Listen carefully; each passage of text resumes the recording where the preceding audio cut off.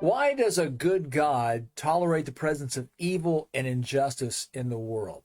Hi, I'm Pastor Allen, and welcome to New Salem's Midweek Bible Study. For the past two sessions, we have been wrestling with that serious question with a little help from a prophet with a bit of a funny name, Habakkuk.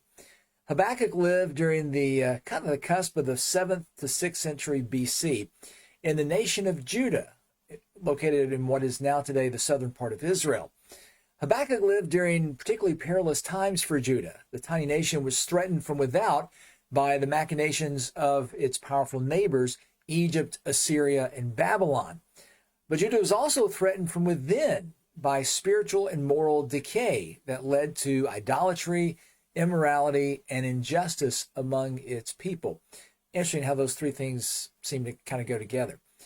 We saw how Habakkuk received a vision which convinced him that God, after all, was not blind to the situation in Judah, that God was still in control, and that God's plan for dealing with his wayward people was already in motion. However, that plan itself only added to Habakkuk's questions, because God declared that his instrument for addressing the corruption among his people in Judah involved allowing the even more corrupt Babylonians to invade the nation.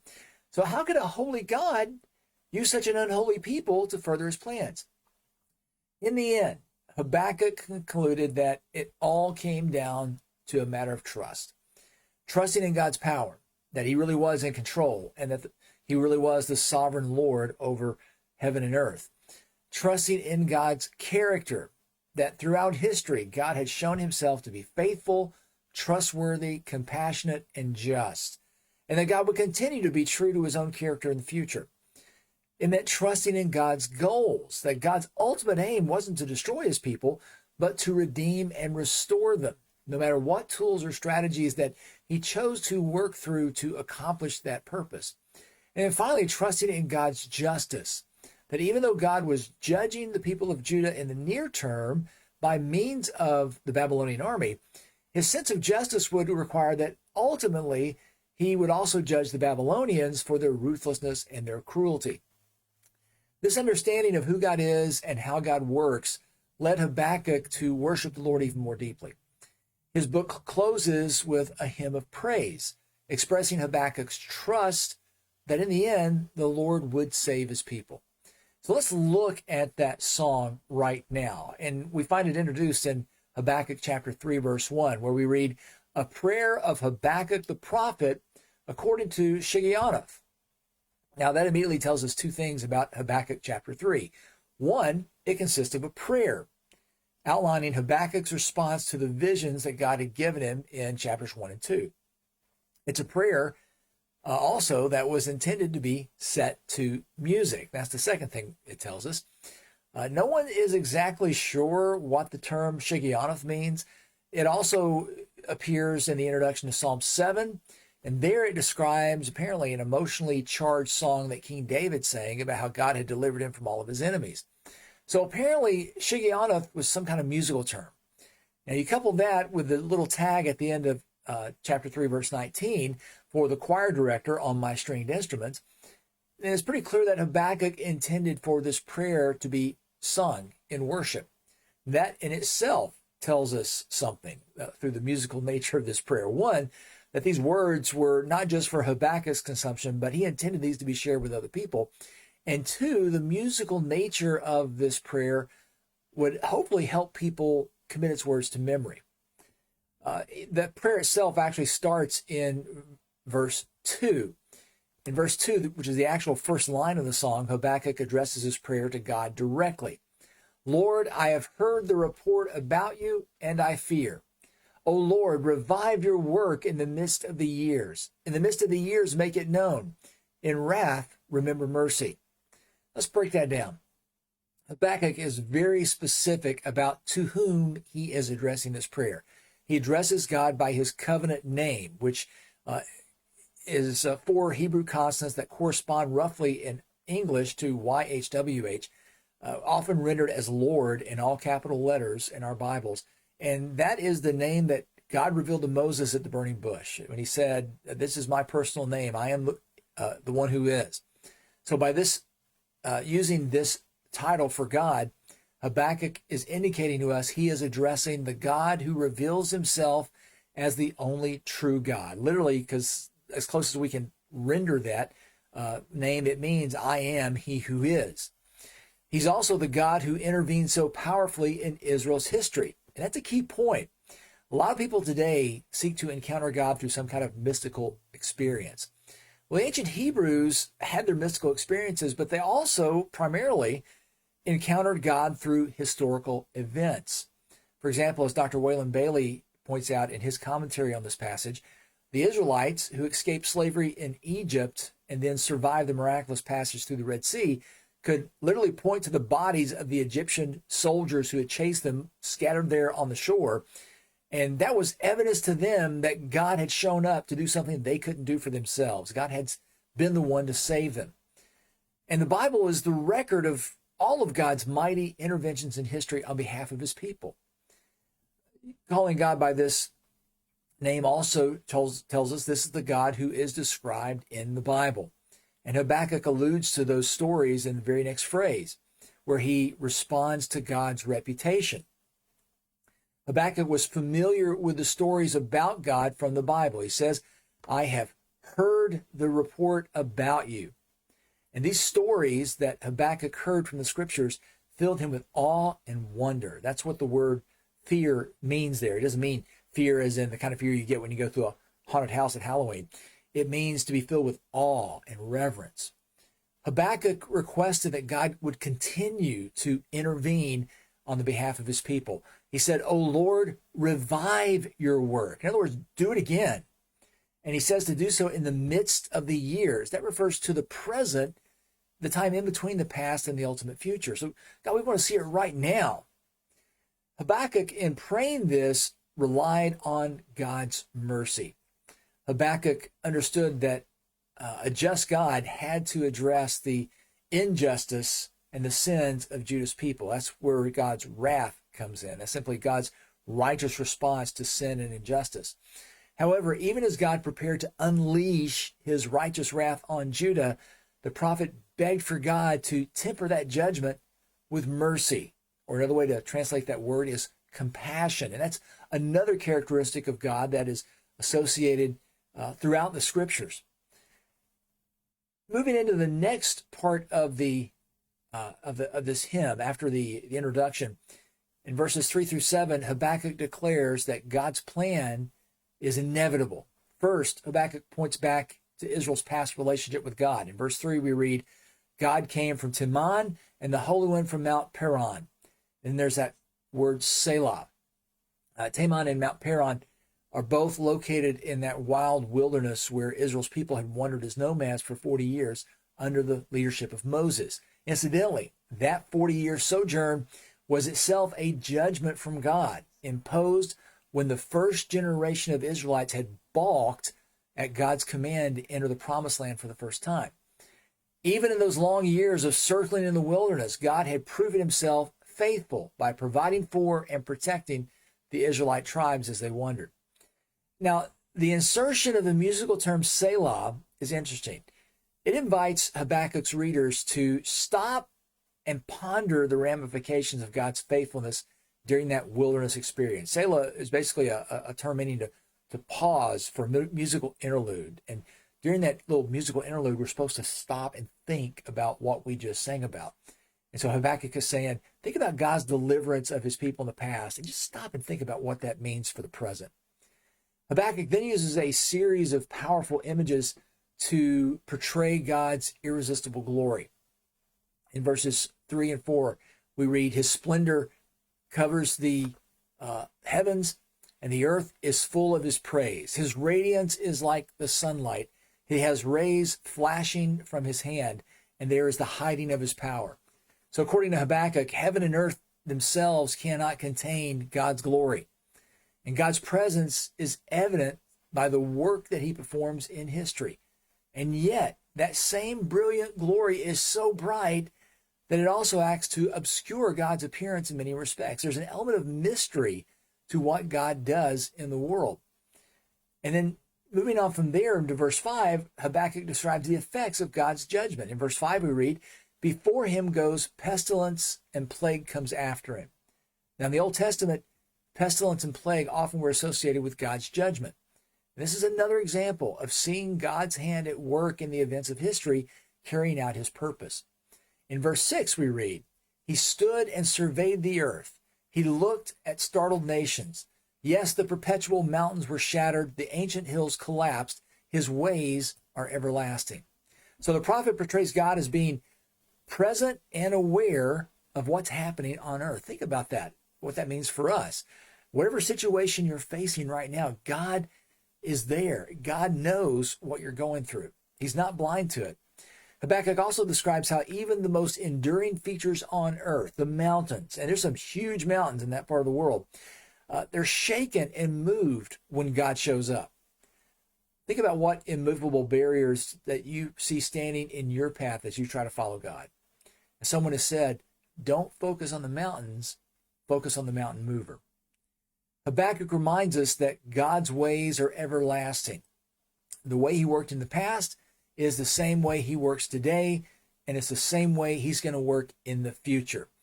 And Habakkuk compares God's approaching judgment to a gathering storm that will shake the land. In verse 7, he writes, "I saw the tents of Cushan under distress. The tent curtains of the land of Midian were trembling."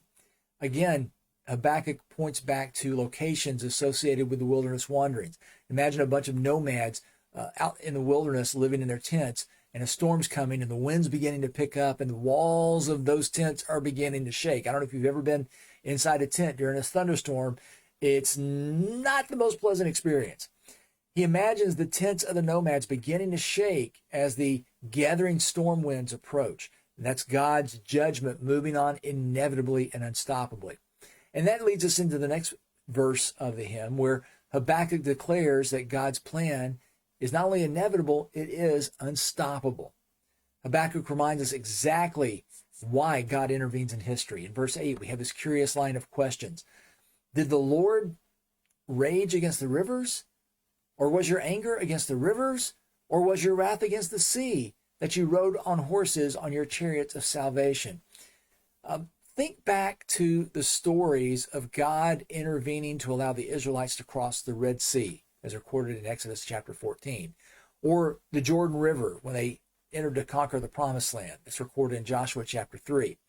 Now, when God disrupted the Red Sea and parted those waters so that they could pass on dry land, was his intent to punish the sea? Was he taking out wrath on the sea at that point?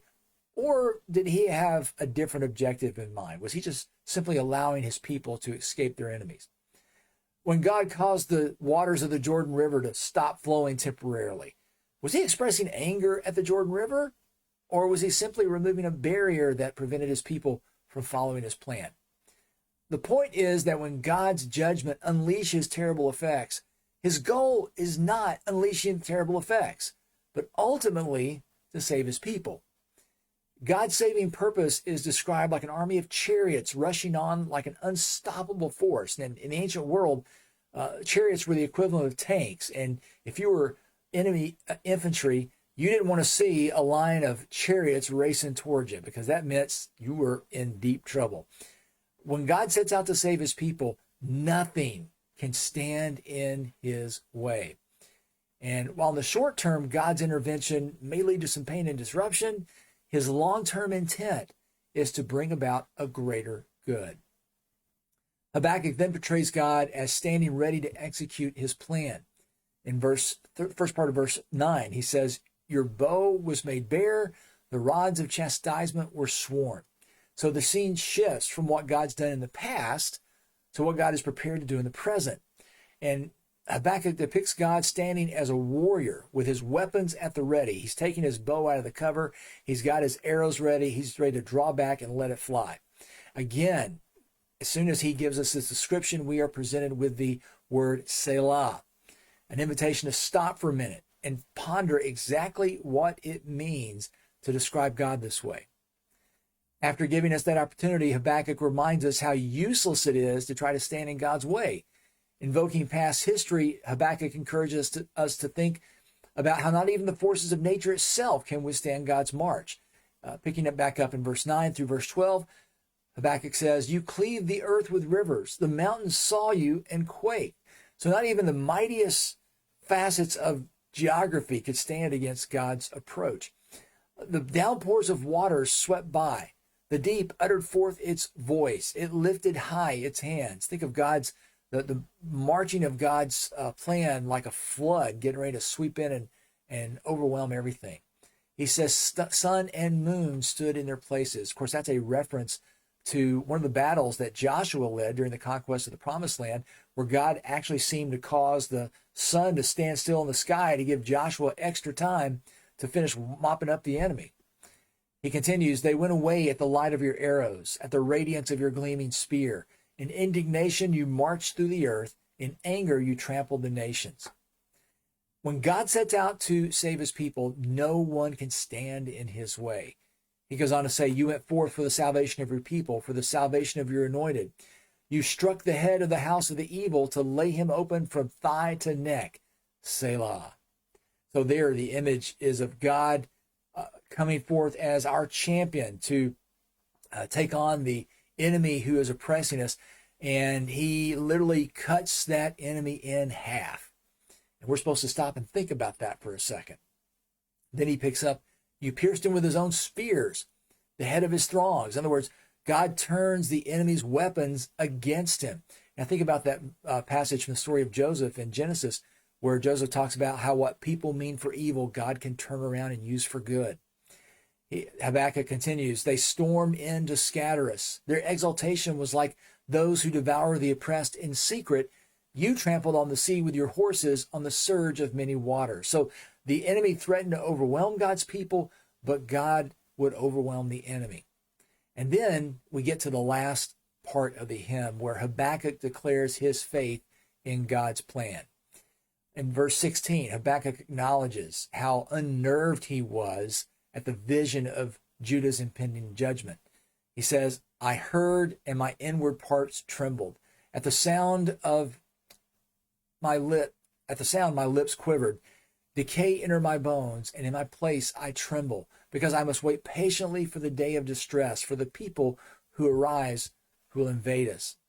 So even though Habakkuk knows what's coming, God has revealed to him the immediate future where the Babylonians are going to attack Judah and the city of Jerusalem, and he's powerless to do anything about it. He knows it's coming, but people won't listen to his warnings. He just has to sit back and watch these gathering storm clouds. And yet, no matter how dark the situation appeared to become, Habakkuk determined to keep on trusting in God's power, God's plan, and God's faithfulness. Picking up in verse 17, he says, though the fig tree should not blossom, and there be no fruit on the vines, though the yield of the olive should fail, and the fields produce no food, though the flock should be cut off from the fold, and there be no cattle in the stalls, yet I will exult in the Lord. I will rejoice in the God of my salvation. So there he is describing a situation going from bad to worse progressively. And he says, even though things are going from bad to worse, I'm going to choose to rejoice in the Lord. Do you put trust in the Lord enough to continue to cling to your hope in his victory, even when it seems like all the outward signs are pointing to defeat? That's faith, to keep trusting in God, even when those dark clouds are overshadowing you. Habakkuk confessed his faith in the Lord, who would help him navigate the rough path that lay ahead. He says, the Lord God is my strength, and he has made my feet like hinds' feet and makes me walk on my high places.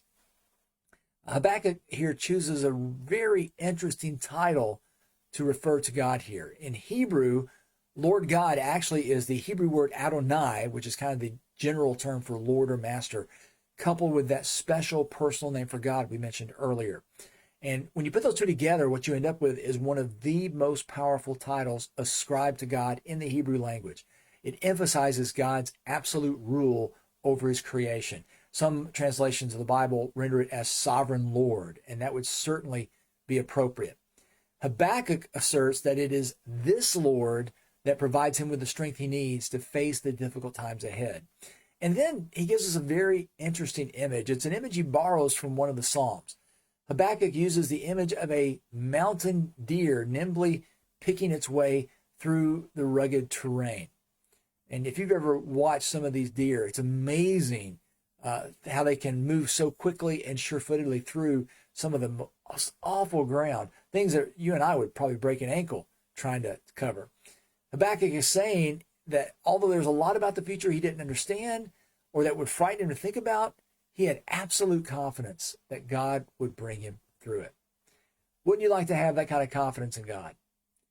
It starts by reaching out to him in faith and admitting how much you really need him. Follow Habakkuk's example in studying God's great works in the past as they're recorded in the Bible, and then seeking to walk with him in faith day by day. If you want to know more about what it means to have this kind of personal relationship with God, please reach out to me at pastor@newsalembaptist.net or post a question in the comments, and I'll try to respond as soon as I can. Now, next week, I'm going to be tending to some denominational obligations, so our next session is actually going to be in 2 weeks on November 24th, Lord willing, and then we're going to begin to turn our thoughts to the story of Jesus' birth as told in the Gospel of Luke. I think you're going to enjoy it. Until next time, keep walking in faith.